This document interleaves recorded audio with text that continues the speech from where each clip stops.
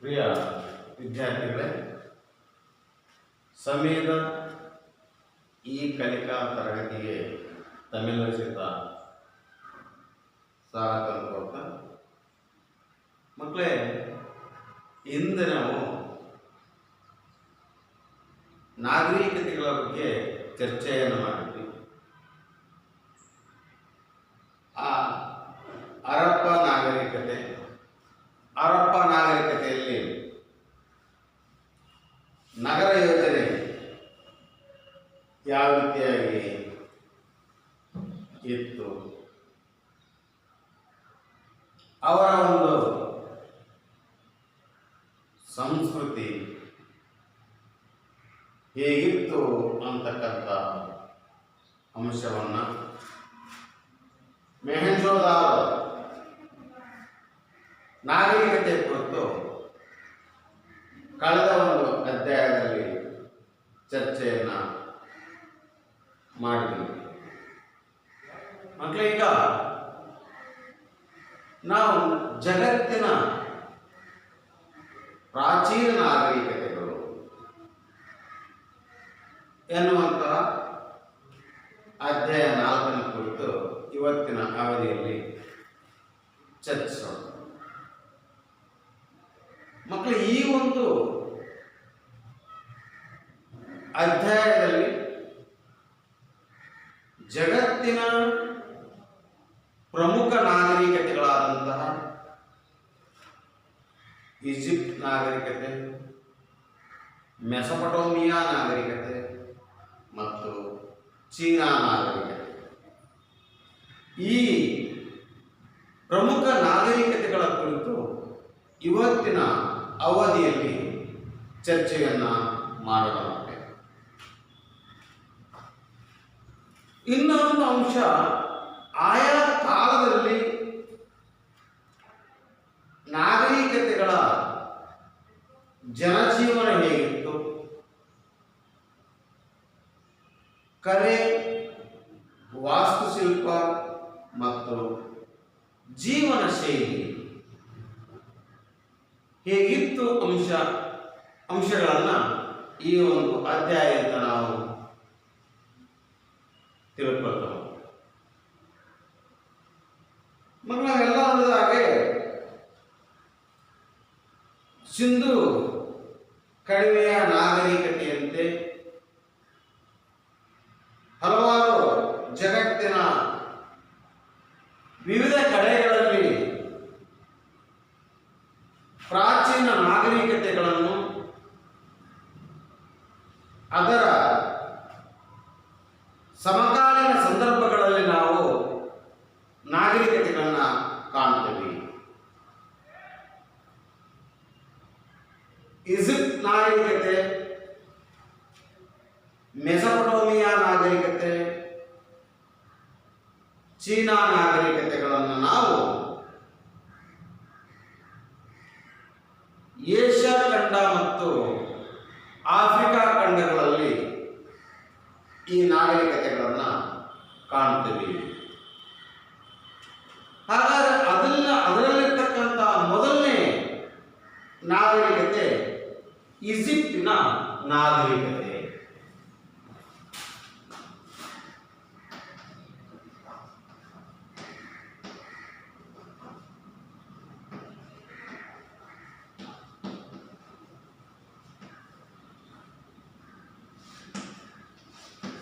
ಈಜಿಪ್ಟಿನ ನಾಗರಿಕತೆ. ಈಜಿಪ್ಟ್ ನಾಗರಿಕತೆ ಇದು ಸಾಮಾನ್ಯವಾಗಿ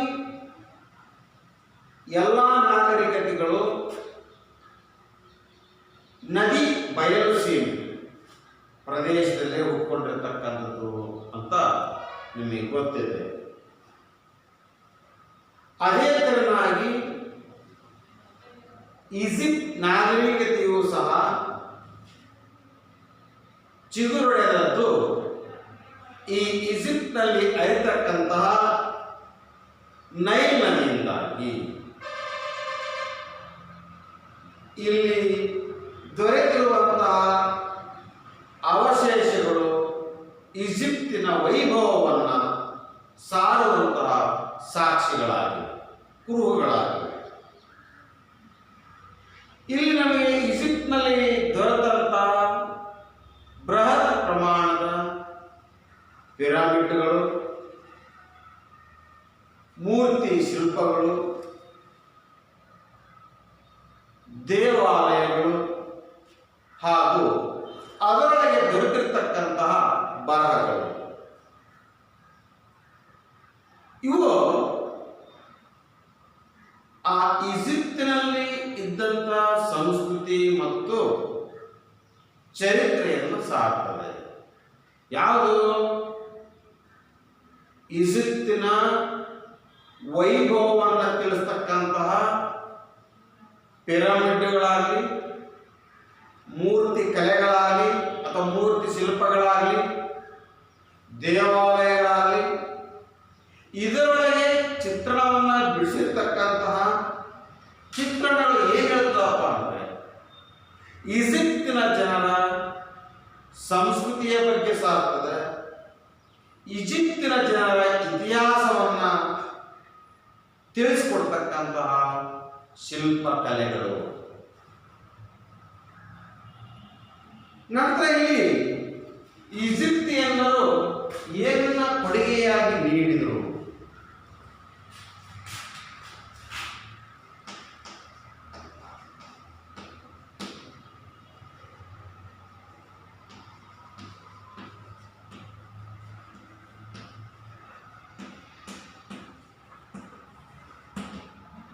ಈಜಿಪ್ತಿಯನ್ನರ ಕೊಡುಗೆಗಳು.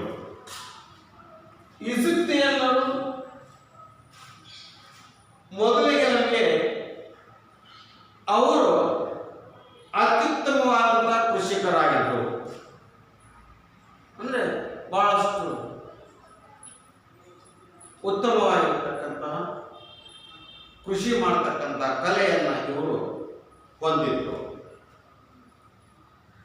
ಸೊ ಇವರಿಗೆ ಈಜಿಪ್ತಿಯನ್ನರಿಗೆ ಅವಾಗ ಹಿಂದಿನ ಕಾಲದಲ್ಲಿ ನೀರಾವರಿಯ ಬಗ್ಗೆ ಅಪಾರವಾಗಿರತಕ್ಕಂತಹ ಜ್ಞಾನವನ್ನು ಹೊಂದಿದ್ರು. ಯಾರು? ಈಜಿಪ್ತಿಯನ್ನರು. ಸೊ ಪ್ರಾಚೀನ ಕಾಲದಲ್ಲಿಯೇ ಈಜಿಪ್ತಿಯನ್ನರು ದೇವಾಲಯಗಳನ್ನು ಕಟ್ಟಿದ್ರು.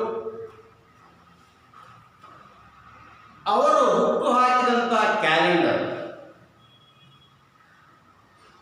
ಅವರು ಹುಟ್ಟು ಹಾಕಿರ್ತಕ್ಕಂಥ ಕ್ಯಾಲೆಂಡರ್ ಈಗ ನಮಗೆ ಸಮಯ ಮಾಪನವನ್ನು ಮಾಡಲಿಕ್ಕೆ ಅತ್ಯಂತ ಉಪಯೋಗವಾಯಿತು. ಅವಾಗ ಅವ್ರು ಹಾಕಿರ್ತಕ್ಕಂಥ ಹುಟ್ಟು ಹಾಕಿರ್ತಕ್ಕಂಥ ಕಂಡುದಂಥ ಕ್ಯಾಲೆಂಡರ್ ಸಮಯ ಮಾಪನವನ್ನು ಮಾಡಲಿಕ್ಕೆ ಅತ್ಯಂತ ಉಪಯುಕ್ತವಾಯಿತು. ಹಾಗೆ ಇದಕ್ಕೆಲ್ಲಕ್ಕಿಂತ ಮಿಗಿಲಾಗಿ ಈಜಿಪ್ತಿಯನ್ನರು ಬರವಣಿಗೆಯ ಕಲೆಯನ್ನ ರೂಪಿಸಿಕೊಂಡಿದ್ರು. ಬರವಣಿಗೆಯ ಕಲೆ ಯಾವ ರೀತಿಯಾಗಿತ್ತು ಅವರ ಒಂದು ಕಾಲದಲ್ಲಿ ಅಂದ್ರೆ ಅವರು ಸಂಕೇತಗಳ ಭಾಷೆಯಾಗಿತ್ತು. ಸಂಕೇತಗಳು ಯಾವ ರೀತಿಯಾಗಿತ್ತು ಅಂದ್ರೆ ಸಣ್ಣ ಚಿತ್ರಗಳನ್ನು ಒಳಗೊಂಡ ರೀತಿಯಲ್ಲಿ ಇತ್ತು. ಇದನ್ನ ಹೀರೋಗ್ರಾಫಿಕ್ಸ್ ಅಂತ ಕರೀತಾರೆ.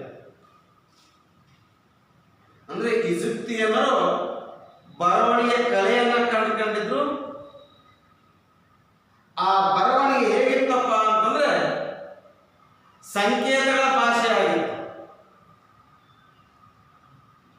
ಸಣ್ಣ ಚಿತ್ರಗಳನ್ನು ಒಳಗೊಂಡಂತಹ ಈ ಭಾಷೆಯನ್ನ ಹೀರೋಗ್ರಾಫಿಕ್ಸ್ ಅಂತ ಹೇಳಿ ಕರೀತಾರೆ. ಅಂದ್ರೆ ಪವಿತ್ರ ಬರವಣಿಗೆ ಅಂತ.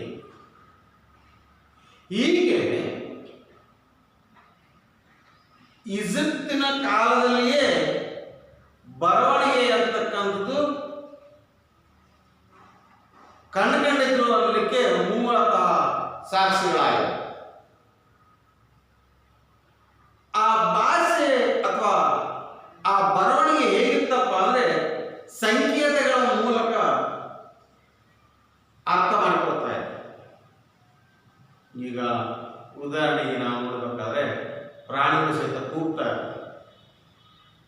ಮಾಡ್ತಾರೆ.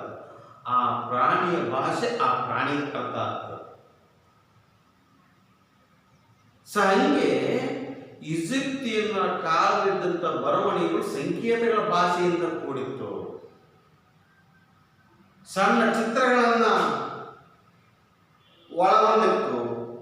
ಇದನ್ನ ಹೀರೋಗ್ರಾಫಿಕ್ಸ್ ಅಂತ ಕರೀತಾರೆ, ಅಂದ್ರೆ ಪವಿತ್ರ ಬರವಣಿಗೆ. ಇಲ್ಲಿ ದಾಖಲ ನೈಲ್ ಕಣಿವೆ,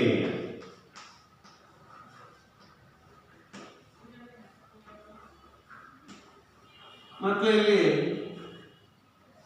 ನೈಲ್ ಕಣಿವೆ ಅಂತ ಅತ್ಯಂತ ಉದ್ದವಾದ ದೊಡ್ಡದಾದಂತಹ ನದಿ ಯಾವಪ್ಪ ಅಂದ್ರೆ ನಾವು ಹೇಳ್ತೀವಿ ಯಾವುದು ನೈಲ್ ನದಿ. ಪ್ರತಿ ವರ್ಷ ಮಳೆಗಾಲದಲ್ಲಿ ನೈಲ್ ನದಿಯು ಕಣಿವೆಯನ್ನ ಕೆರೆಯನ್ನಾಗಿ ಮಾಡ್ತಾ ಇತ್ತು. ಅಂದ್ರೆ ನೀರು ಬತ್ತಿ ಹೋದ್ಮೇಲೆ ಹೊಲ ಗದ್ದೆ ಹಾಗೂ ಹುಲ್ಲುಗಾವಲುಗಳೆಲ್ಲ ಏನಾಗ್ತದಪ್ಪ ಅಂದ್ರೆ ಉತ್ಕೃಷ್ಟವಾದ ಜೇಡಿ ಮಣ್ಣಿಂದ ಆವೃತವಾಗಿದ್ದವು. ಮೇಲೆ ಗೊತ್ತದ ಜೇಡಿ ಮಣ್ಣು ಹೆಂಗಿಂದಪ್ಪ ಅಂದ್ರೆ ಹೆಚ್ಚು ಫಲವತ್ತಾಗಿರ್ತಕ್ಕಂಥ ಮಣ್ಣು. ನದಿಗಳು ಹೊತ್ತು ತಂದು ಸಂಚಯನದಿಂದ ಕೂಡಿರ್ತಕ್ಕಂಥ ಮಣ್ಣಾಗಿತ್ತು. ಹೀಗೆ ಆ ಮಳೆಗಾಲದಲ್ಲಿ ಕೆರೆಯನ್ನಾಗಿ ಮಾಡಿರ್ತಕ್ಕಂತಹ ನದಿ ಕಣಿವೆ ನೀರು ಬತ್ತಿ ಹೋದ ಮೇಲೆ ಹೊಲ ಗದ್ದೆ ಮತ್ತು ಹುಲ್ಲುಗಾವಲುಗಳಲ್ಲಿ ಉತ್ಕೃಷ್ಟವಾಗಿರ್ತಕ್ಕಂಥ ಜೇಡಿ ಮಣ್ಣಲ್ಲಿ ಆವೃತವಾಯಿತು, ಅಲ್ಲಿ ಕೂಡಿ ಸಂಚಯನವಾಯಿತು. ನೂರಾರು ಜನರಿಂದ ಆಗುವಂತಹ ಈ ಕೆಲಸವನ್ನ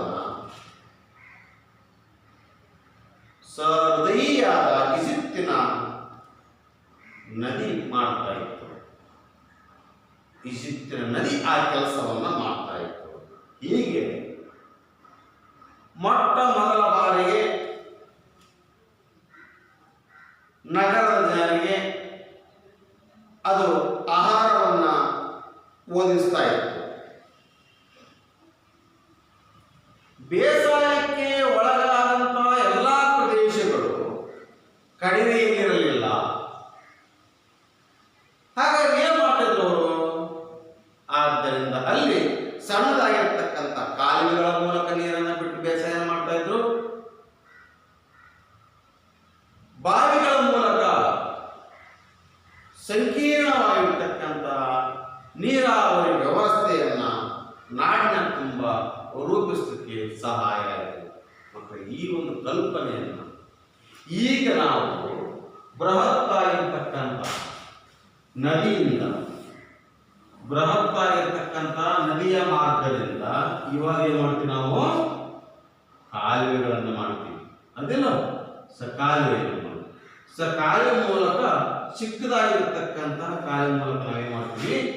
ಅಲ್ಲಿ ಹೊಲ ಗದ್ದೆಗಳಿಗೆ ಏನ್ ಮಾಡ್ತೀವಿ?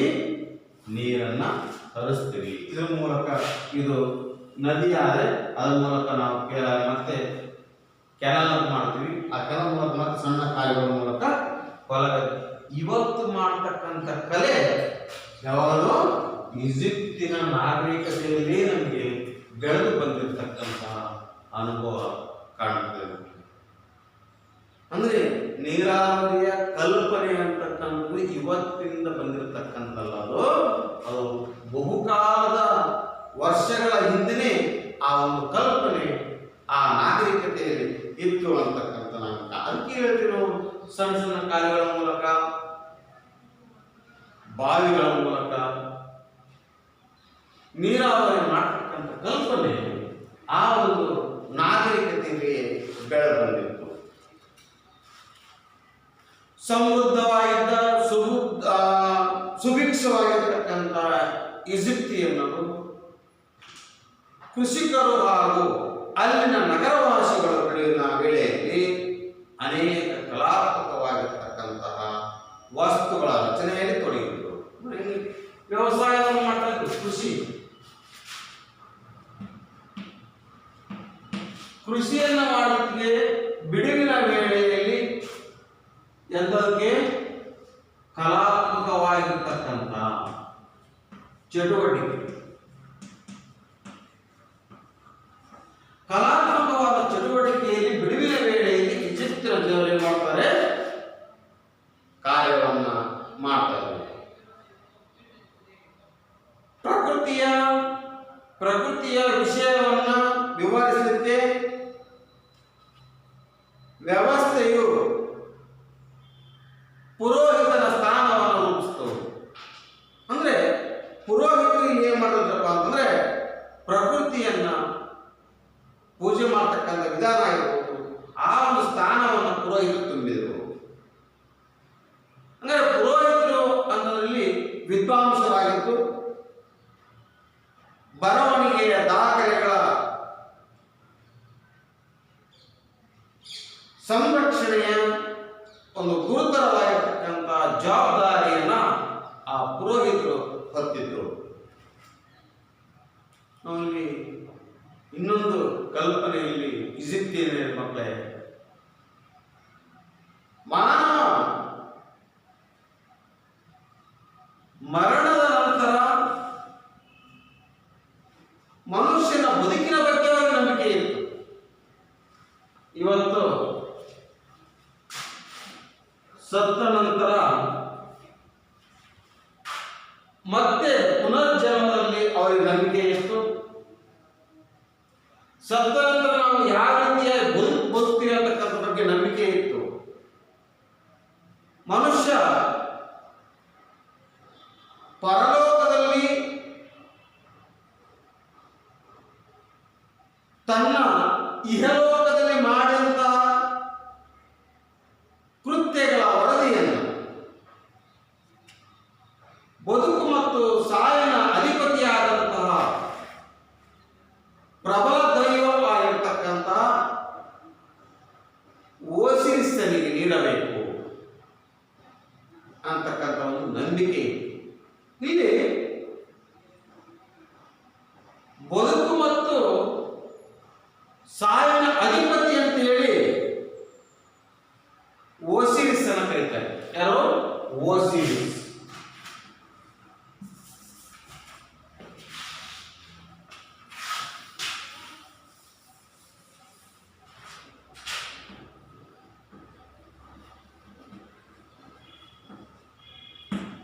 ಈ ಓಸಿರಿಸ್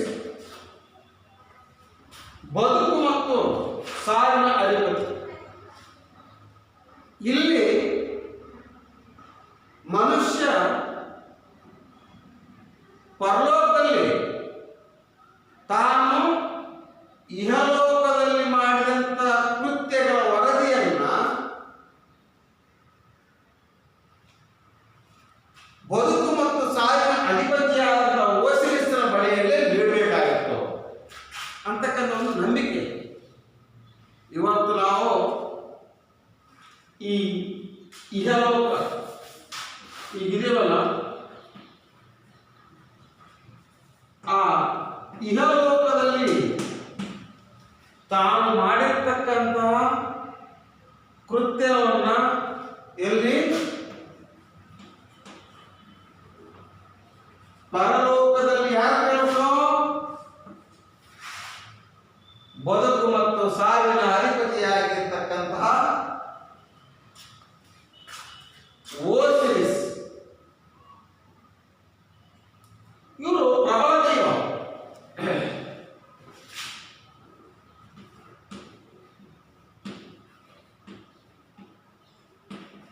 ಪ್ರಬಲ ದೈವರಾಗಿರ್ತಕ್ಕಂತಹ ಓಸಿರಿಸ್ನ ಬಳಿ ವರದಿಯನ್ನು ಮಾಡಬೇಕಾಗಿತ್ತು.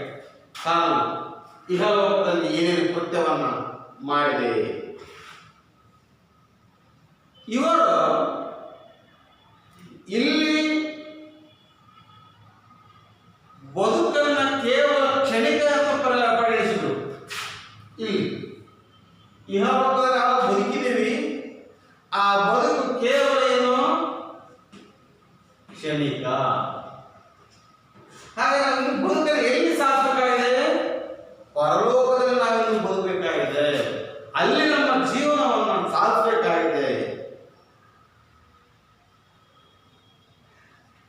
ಇಹಲೋಕವನ್ನು ಬಿಟ್ಟು ಸತ್ತ ನಂತರದ ಬದುಕಿಯಾಗಿ ದೀರ್ಘವಾಗಿರತಕ್ಕಂಥ ತಯಾರಿಯನ್ನು ನಡೆಸಿದ ಪರಿಣಾಮ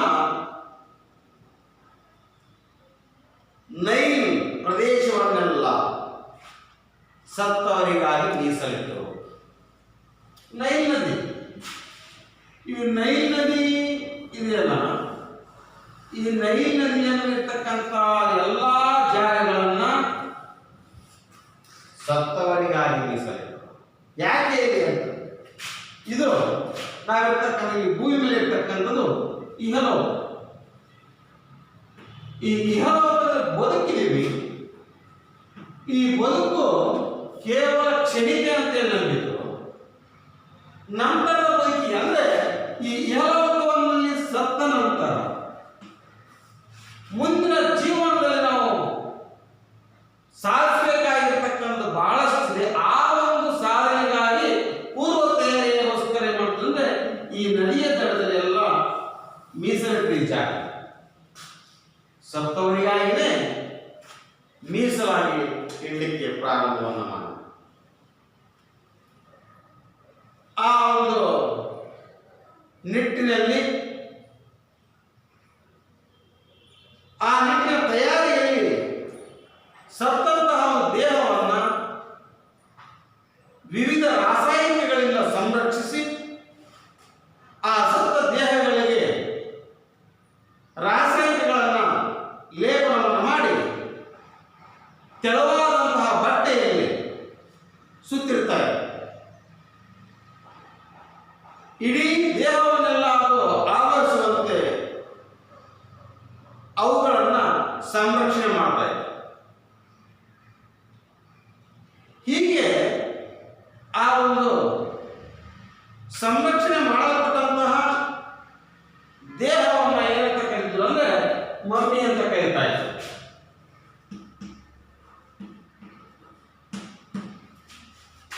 ಆಮೇಲೆ ಇಲ್ಲಿ ಸತ್ತ ದೇಹವನ್ನ ಸಂರಕ್ಷಣೆಯಾಗಿ ಇಟ್ಟಂತ ದೇಹವನ್ನು ಏನಂತ ಕರೀತಾ ಇದ್ರು? ಮಮ್ಮಿ. ಹಾಗಾದ್ರೆ ಮಕ್ಕಳೇ, ಇವತ್ತು ನಾವು ನೀವೆಲ್ಲ ಜೀವಂತವಾಗಿ ಇರುವಂತಹ ತಾಯಿಯಂದಿಗೆ ನಾವೇನಂತ ಕರಿತೀವಿ? ಮಮ್ಮಿ. ಈ ಮಮ್ಮಿ ಅಂತಕ್ಕಂತಹ ಪದ ಈಜಿಪ್ಟ್ ಭಾಷೆ ಸತ್ತವರ ದೇಹವನ್ನು ಸಂರಕ್ಷಣೆಯಾಗಿ ಇಡಲ್ಪಟ್ಟದ್ದು. ಅದರ ಮಮ್ಮಿ ಅಂತ ಕರಿತಾ ಇದ್ರು. ಸರಿ, ಆ ಸುತ್ತಿಟ್ಟಂತಹ ದೇಹವನ್ನ ವಿಶೇಷವಾಗಿ ತಯಾರಿಸಲ್ಪಟ್ಟಂತಹ ಶವಪೆಟ್ಟಿಗೆಯಲ್ಲಿ ಇಡಲಾಗ್ತಾ ಇತ್ತು. ಹಿಂಗೆಲ್ಲ ಕೊಟ್ಟೆ ಈಗ ಆಸ್ಪತ್ರೆಯಲ್ಲಿ ನಾವು ಮಾಡ್ತಕ್ಕಂಥ ಒಂದು ಪೆಟ್ಟಿಗೆಯಲ್ಲಿ ಮನುಷ್ಯನ ದೇಹವನ್ನು ತರ್ತಾರೆ. ಸೊ ಆ ಮನುಷ್ಯನ ದೇಹವನ್ನ ಅದರಲ್ಲಿ ಇಟ್ಟು ಕೊನೆಗೆ ಆ ದೇಹವನ್ನ ಈಜಿಪ್ತಿಯನ ವಾಸ್ತವ ಸಮಾಧಿಯನ್ನ ಹಾಕಿದ್ರಲ್ಲ, ನೈಲ್ ನದಿಯನ್ನ ಮೀಸಲಾಯಿತು. ಆ ಈಜಿಪ್ತಿಯನ ಸಮಾಧಿಯೇ ಅವರ ವಾಸ್ತವಿಕ ನೆಲೆ. ಆದ್ದರಿಂದ ಇಲ್ಲಿ ಸತ್ತಂತ ದೇಹವನ್ನ ಸಂರಕ್ಷಣೆ ಮಾಡಿ ಪೆಟ್ಟಿಗೆಯಲ್ಲಿಟ್ಟು ಆ ಪೆಟ್ಟಿಗೆಯನ್ನ ಸಮಾಧಿ ಮಾಡ್ತಾ ಇದ್ರು. ಆ ಸಮಾಧಿ ಅವರ ಒಂದು ವಾಸ್ತವಿಕ ನಿಜವಾದ ನೆಲೆ ಅವರು. ಸೊ ಹಾಗಾಗಿ ಅಲ್ಲಿರ್ತಕ್ಕಂಥ ಜನರು ಏನ್ ಮಾಡ್ತಾ ಇದ್ರು? ಆ ಒಂದು ದೇಹದ ಸುತ್ತ ದಿನನಿತ್ಯದ ಬಳಕೆಯ ವಸ್ತುಗಳು, ಅಡುಗೆಯವನ, ಕ್ಷೌರಿಕನ, ಸಣ್ಣ ಸಣ್ಣ ಗೊಂಬೆಗಳನ್ನಾಗಿ ಮಾಡಿ ಮುಂದಿನ ಅಗತ್ಯಕ್ಕಾಗಿ ಸಕಲ ಸಿದ್ಧತೆಗಳನ್ನು ಮಾಡ್ತಾ ಇದ್ರು. ನಂತರ ಪ್ರಾರಂಭದಲ್ಲಿ ಈಜಿಪ್ತಿಯನ್ನರು ಸತ್ತಂತ ದೇಹಗಳನ್ನು ಸಮಾಧಿ ಮಾಡ್ತಾ ಇದ್ರು. ಇಲ್ಲಪ್ಪ ಅಂದ್ರೆ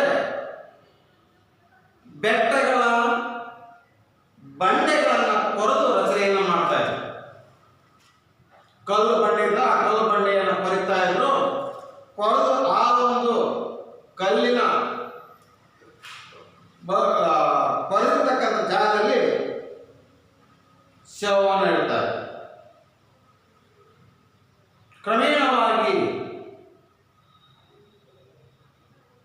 ಈಜಿಪ್ತಿಯನ್ನರು ಉತ್ತರಕ್ಕೆ ಸಾದಂತೆಲ್ಲ ಮರುಭೂಮಿಯಲ್ಲಿಯೇ ಸಮಾಧಿಯನ್ನು ಕಟ್ಟಬೇಕಾಗಿದೆ. ಮರುಭೂಮಿಯಲ್ಲೇ ಸಮಾಧಿಯನ್ನು ಕಟ್ಟಬೇಕಾದ ಸಂದರ್ಭದಲ್ಲಿ ಚಿರನಿದ್ರೆಯಲ್ಲಿ ಇರುವವರನ್ನ ಯಾರೂ ಸಹಿತ ಬಾಧಿಸಬಾರದು ಅಂತ ಹೇಳಿ ಬೃಹತ್ ಆಗಿರ್ತಕ್ಕಂಥ ಶಿಲೆಗಳನ್ನು ಬಳಸಿ ಅದನ್ನೇ ಮಾಡುತ್ತೆ, ಗೋಪುರದಂತೆ ಸಮಾಧಿಯ ಮೇಲೆ ಕಟ್ಟಡವನ್ನು ಕಟ್ತಾ ಇದೆ ಮಕ್ಕಳೇ.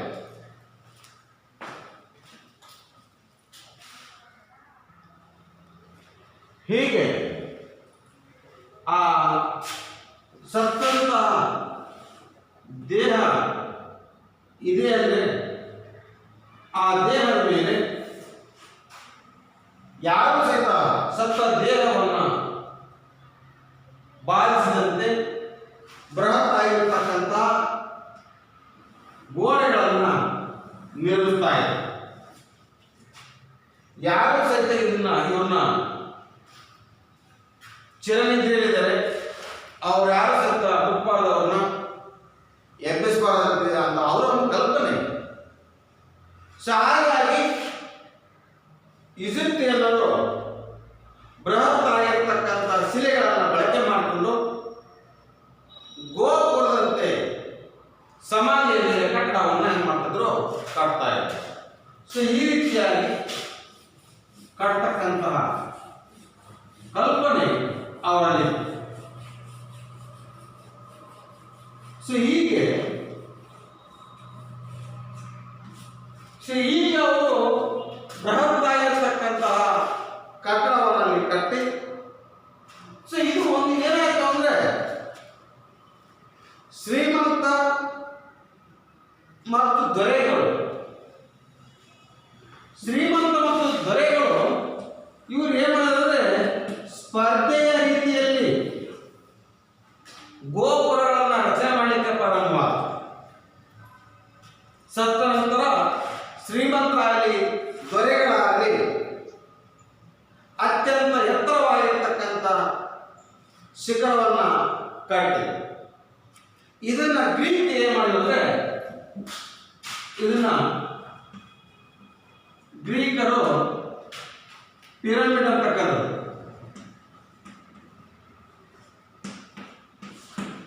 ಗ್ರೀಕರು ಈ ಒಂದು ಎತ್ತರವಾಗಿರ್ತಕ್ಕಂತಹ ಗೋಪುರವನ್ನು ಪಿರಮಿಡ್ ಅಂತ ಹೇಳ್ತಾರೆ.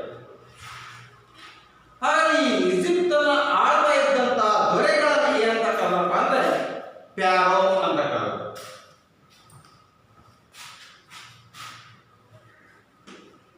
ಈಜಿಪ್ಟನ್ನು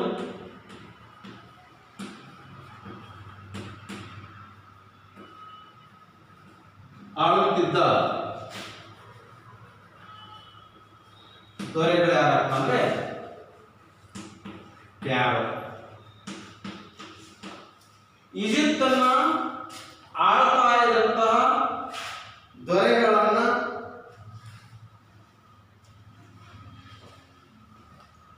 ಆಳುತ್ತಿದ್ದ ದೊರೆಗಳನ್ನ ಪ್ಯಾರೋ ಅಂತೇಳಿ ಕರೆದರು. ಪ್ಯಾರೋ ಅಂದ್ರೆ ಏನಾಗಿದೆ? ಪ್ಯಾರೋ ಅಂದ್ರೆ ದೊಡ್ಡ ಮನೆಗಳಲ್ಲಿ ವಾಸಿಸುವ ಮನುಷ್ಯ. ಪ್ಯಾರೋ ಅಂದ್ರೆ ದೊಡ್ಡ ಮನೆಗಳಲ್ಲಿ ವಾಸಿಸುವ ದೊರೆ. ಅವ್ರಿಗೆ ಏನ್ ಕರೀತಾರೆ? ಪ್ಯಾರೋ ಅಂತೇಳಿ ಕರೀತಾರೆ. ಇಲ್ಲಿ ಕೃಷಿಕರು ಪ್ರಬಲನಾದ ಒಸಿರಿಸನ ಆಳ್ವಿಕೆಯನ್ನ ಸಮ್ಮತಿಸ್ತಾ ಇದ್ರು, ಅಂದ್ರೆ ಅವರು ಒಪ್ತಾ ಇದ್ರು. ಆ ಒಸಿರಿಸಲು ಆಳ್ವಿಕೆಯನ್ನ ಸಮ್ಮತಿಸಿದ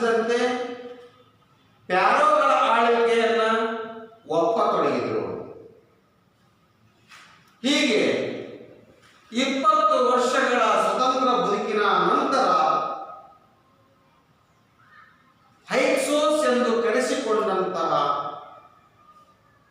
ಅರೇಬಿಯಾದ ಕುರಿ ಕಾಯುವ ಬುಡಕಟ್ಟು ಸಮುದಾಯವನ್ನು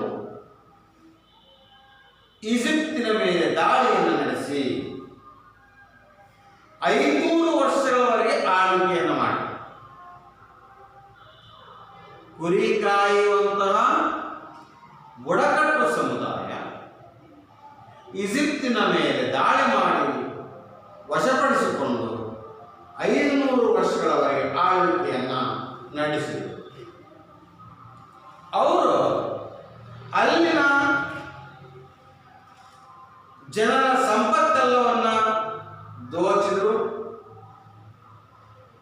ಈ ಒಂದು ಕಾರಣದಿಂದಾಗಿ ಅವರು ಜನಪ್ರಿಯರಾಗಲಿಲ್ಲ. ಯಾರೋ ಹೈಕ್ಸೋಸರು ಅಂದ್ರೆ ಕುರಿ ಕಾಯುವ ಬುಡಕಟ್ಟು ಸಮುದಾಯ. ಸರ್, ಇವರು ಆಶ್ರಯವನ್ನ ಹುಡುಕುತ್ತಾ ಮರಳುಗಾಡಿನಲ್ಲಿ ಅಲಿಯುತ್ತಾ ಬಂದು ಯಹೂದಿಗಳನ್ನ ಕೂಡ ಜನ ದ್ವೇಷ ಮಾಡ್ತಾರೆ. ವಿದೇಶಿಯರ ಆಳ್ವಿಕೆಗೆ ಸಹಕರಿಸಿದಂತ ಇವರು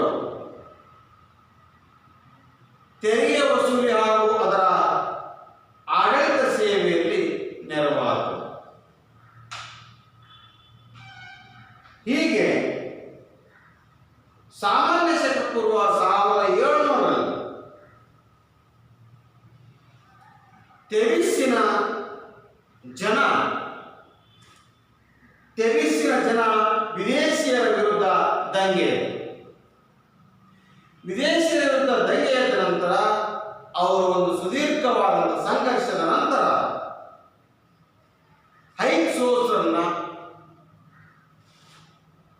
ಅವರು ಏನು ಮಾಡಿದ್ರೆ ದೇಶದಿಂದ ಹೊರಕ್ಕೆ ಬಡಿದಟ್ಟಿದರು. ಈಜಿಪ್ಟ್ ಮತ್ತೊಮ್ಮೆ ಸ್ವತಂತ್ರವಾಯಿತು. 1000 ವರ್ಷಗಳ ತರುವಾಯ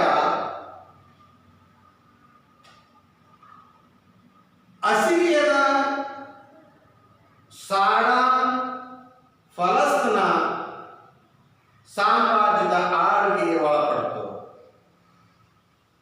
ಹೀಗೆ ಸಾಮಾನ್ಯ ಶಕ ಪೂರ್ವ 6ನೇ ಶತಮಾನದಲ್ಲಿ ಪರ್ಷಿಯನ್ನರ ದೊರೆ ಕ್ಯುಂಬೇಸಿಸ್ಸನು ಈಜಿಪ್ಟ್ ಅನ್ನು ವಶಪಡಿಸಿಕೊಂಡ. 6ನೇ ಶತಮಾನದಲ್ಲಿ ಯಾವ ಹೇಳಿದ್ರೆ ಪರ್ಷಿಯಾದ ದೊರೆ ಕ್ಯುಂಬೇಸಿಸ್ ಅಂತಿದೆ. ಕ್ಯುಂಬೇಸಿಸ್ಸನು ಈಜಿಪ್ಟ್ ಅನ್ನು ವಶಪಡಿಸಿಕೊಳ್ತಾರೆ. ಸಾಮಾನ್ಯ ಶಕ ಪೂರ್ವ 4ನೇ ಶತಮಾನದಲ್ಲಿ ಅಲೆಕ್ಸಾಂಡರನು ಪರ್ಷಿಯಾವನ್ನು ವಶಪಡಿಸಿಕೊಂಡನು. ಹೀಗೆ ಈಜಿಪ್ಟು ಮೆಸಡೋನಿಯಾದ ಪ್ರಾಂತ್ಯವಾಯಿತು. ನಂತರ ಅಲೆಕ್ಸಾಂಡರ್ನ ಸೇನಾಧಿಪತಿಯೊಬ್ಬನು ಈಜಿಪ್ತಿನ ರಾಜ್ಯದ ದೊರೆಯೆಂದು ಘೋಷಣೆಯನ್ನ ಮಾಡಿಕೊಳ್ತಾನೆ. ಹೀಗೆ ಟಾಲೆಮಿ ಅಂತಕ್ಕಂಥ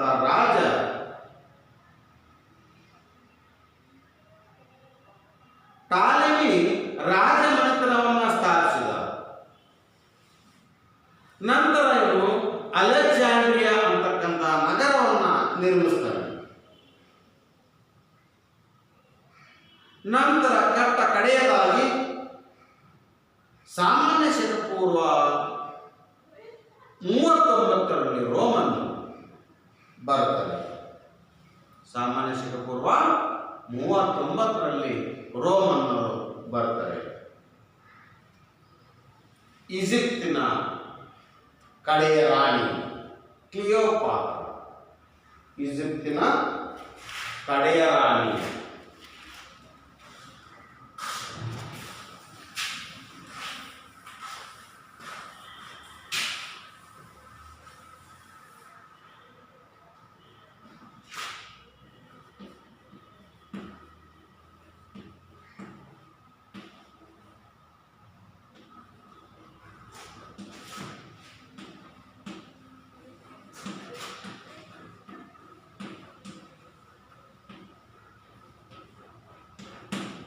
ಈಜಿಪ್ತಿನ ಕೊನೆಯ ರಾಣಿ ಅಥವಾ ಕಡೆಯ ರಾಣಿ ಯಾರಪ್ಪ ಅಂದ್ರೆ ಕ್ಲಿಯೋಪಾತ್ರ. ಮಕ್ಕಳಿಗೆ ನೀವು ನೋಡ್ಬೋದು, ಕ್ಲಿಯೋಪಾತ್ರ ಈ ಒಂದು ರಾಣಿ ದೇಶವನ್ನ ರಕ್ಷಿಸಲು ಸಾಧ್ಯವಾದಷ್ಟು ಪ್ರಯತ್ನವನ್ನು ಮಾಡ್ತಾರೆ. ಇಲ್ಲಿ ಕ್ಲಿಯೋಪಾತ್ರ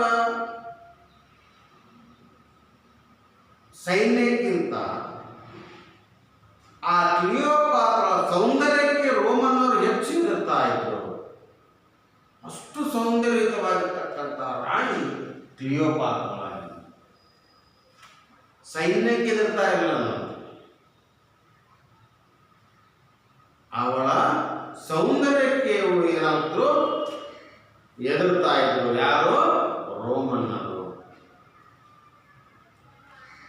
ನಂತರ ಅವಳು ಯಶಸ್ವಿಯಾಗಿ, ಅತ್ಯಂತ ಯಶಸ್ವಿಯಾಗಿ 2 ಬಾರಿ ಆಕ್ರಮಣವನ್ನು ನಡೆಸಿದ ರೋಮನ್ನರ ಹೃದಯದ ಮೇಲೆ ದಾಳಿಯನ್ನು ಮಾಡಿದರು. ಅಂದರೆ ಅವಳು ಎಷ್ಟು ಸೌಂದರ್ಯವನ್ನು ಹೊಂದಿದ್ದು ಅನ್ನೋದ್ರ ಬಗ್ಗೆ ಇಲ್ಲಿ ತಿಳಿಸಲಾಗ್ತದೆ. ಹೀಗೆ ಆದರೆ ಸಾಮಾನ್ಯ ಶಕ ಪೂರ್ವ 30ರಲ್ಲಿ ಸೀಸರ್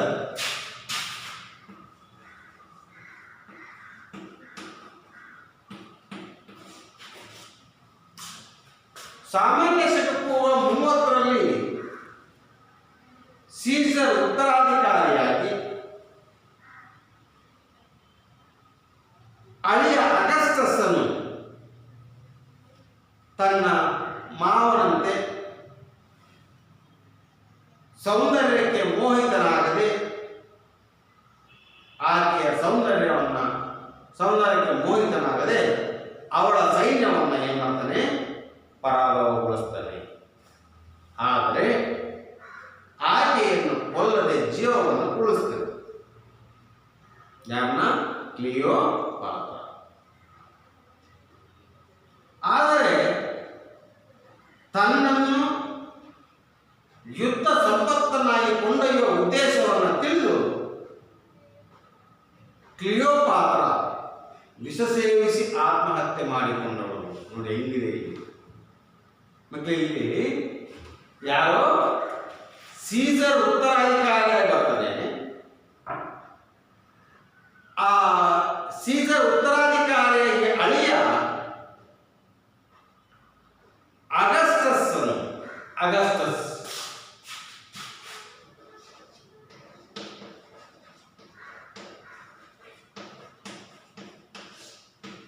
ಈತ ದಾಳಿಯನ್ನು ಮಾಡಿ ಇವಳ ಸೌಂದರ್ಯಕ್ಕೆ ಮೋಹಿತನಾಗದೆ ಸೈನ್ಯವನ್ನ ಪರಾಭವಗೊಳಿಸಿ ಅಗಸ್ಟಸ್ ಏನ್ ಮಾಡ್ತಾನೆ? ಇವಳನ್ನ ಸಾಯಿಸಿದ ಹಾಗೆ ಬದುಕಿಸ್ತಾನೆ.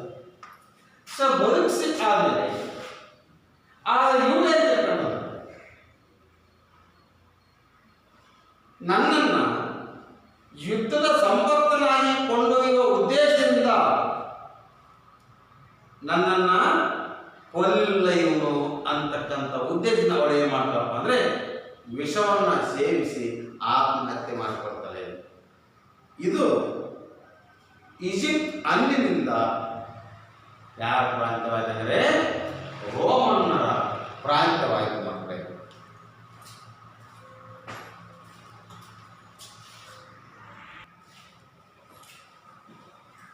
ಹಾಗಾದ್ರೆ ಮಕ್ಕಳ ಇಲ್ಲಿವರೆಗೆ ಸಹಿತ ನಾವು ಈಜಿಪ್ಟ್ ನಾಗರಿಕತೆ, ಈಜಿಪ್ತಿಯನ್ನರ ಕೊಡುಗೆಗಳು, ನೈಲ್ ನದಿ ಕಣಿವೆಯ ಬಗ್ಗೆ ಮತ್ತು ಆ ಈಜಿಪ್ತಿಯನ್ನರ ಜೀವನ ಶೈಲಿಗಳು ಹೇಗಿತ್ತು, ಸತ್ತಂತಹ ಶವಗಳನ್ನು ಹೇಗೆ ಸಂರಕ್ಷಣೆಯನ್ನ ಮಾಡಿಡ್ತಾ ಇದ್ರು, ನಂತರ ಅಲ್ಲಿ ಗೋಪುರಗಳನ್ನು ಹೇಗೆ ನಿರ್ಮಿಸ್ತಾ ಇದ್ರು, ಆ ಈಜಿಪ್ತಿಯನ್ನರ ಆಳ್ವಿಕೆ ಮಾಡತಕ್ಕಂಥ ದೊರೆಗಳನ್ನ ಕರೀತಾ ಇದ್ರು. ನಂತರ ಆ ಈಜಿಪ್ತಿಯನ್ನರು ಆದಮೇಲೆ ಕ್ಲಿಯೋಪಾತ್ರ ಸೌಂದರ್ಯ ಬಗ್ಗೆ ಮತ್ತು ಈಜಿಪ್ತನ್ನು ವಶಪಡಿಸಿಕೊಂಡು ಹೇಗೆ ರೋಮನ್ ಪ್ರಾಂತವಾಯಿತದು ಅನ್ನೋದು ಕುರಿತು ಇಲ್ಲಿವರೆಗೆ ಸಹಿತ ಚರ್ಚೆಯನ್ನು ಮಾಡಿದ ಮಕ್ಕಳೇ. ಅಲ್ಲಿವರೆಗೆ ನೀವು ವಿಷಯವನ್ನು ತಿಳ್ಕೊಂಡಿದ್ದೀರಿ ಅಂತಕ್ಕಂಥ ಅಂಶವನ್ನು ನಾನು ಗಮನಿಸ್ತೇನೆ. ಸೊ ಇಲ್ಲಿ ಪ್ಯಾರೋ ಅಂತೇಳಿ ಯಾರನ್ನು ಕರಿತಾ ಇದ್ರು? ಯಾರು ಹೇಳ್ತೀರಿ? Very good. ಯಾರು ಕರೀತಿದ್ರು? ಪ್ಯಾರೋ ಅಂತೇಳಿ ಈಜಿಪ್ತನ್ನು ಆಳ್ವಿಕೆ ಮಾಡ್ತಾ ಇದ್ದಂತಹ ದೊರೆಗಳನ್ನು ಅಥವಾ ರಾಜರನ್ನು ಪ್ಯಾರೋ ಅಂತೇಳಿ ಕರೀತಾರೆ. ಹಾಗಾದ್ರೆ ಪ್ಯಾರೋ ಅಂದ್ರೆ ಏನಾಗಿದೆ? ಪ್ಯಾರೋ ಅಂತಂದ್ರೆ ದೊಡ್ಡ ಮನೆಯಲ್ಲಿ ವಾಸಿಸುವ ಮನುಷ್ಯ. ದೊಡ್ಡ ಮನೆಯಲ್ಲಿ ವಾಸಿಸ್ತಕ್ಕಂಥನಿಗೆ ಮನುಷ್ಯನಿಗೆ ಇರತಕ್ಕಂಥದ್ರು ಪ್ಯಾರೋ ಅಂತೇಳಿ ಕರೀತಾ ಇದ್ದಾರೆ. ನಂತರ ಇಲ್ಲಿ ಈ ಟಾಲೆಮಿ ಸ್ಥಾಪಿಸಿದ ಟಾಲೆಮಿ ಒಬ್ಬ ಸ್ಥಾಪಿಸಿದ ನಗರ ಯಾವುದು ಅಂದರೆ ಟಾಲೆಮಿ ಒಂದು ನಗರವನ್ನು ಸ್ಥಾಪನೆ ಮಾಡ್ತಾನೆ. ಆ ನಗರದ ಹೆಸರು ಯಾವುದು? ಏನು? ಯಾರು ಹೇಳ್ತೀರಿ? ಆ ನಗರದ ಹೆಸರು ಅಲೆಕ್ಸಾಂಡ್ರಿಯಾ. ಅಲೆಕ್ಸಾಂಡ್ರಿಯಾ ಅಂತಕ್ಕಂಥ ನಗರವನ್ನು ಈತ ಸ್ಥಾಪಿಸ್ತಾರೆ. ನಂತರ ಈಜಿಪ್ತಿನ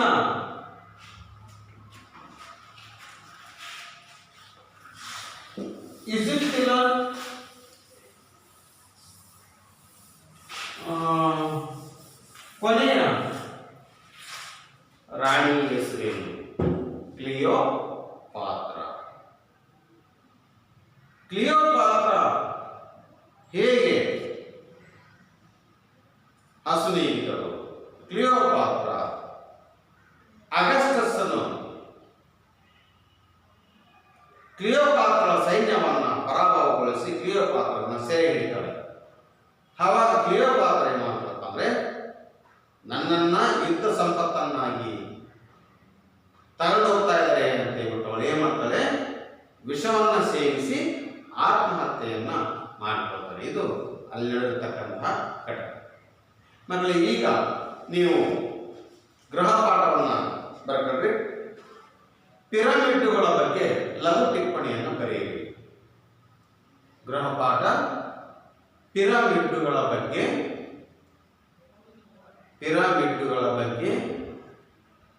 ಲಘು ಟಿಪ್ಪಣಿಯನ್ನು ಬರೆಯಿರಿ. ಇನ್ನು ಮುಂದೆ ನಾವು ನೆಕ್ಸ್ಟು ಮುಂದಿನ ಅಧ್ಯಾಯ ಕುರಿತು ವಿಷಯವನ್ನು ಚರ್ಚೆಯನ್ನು ಮಾಡೋಣ.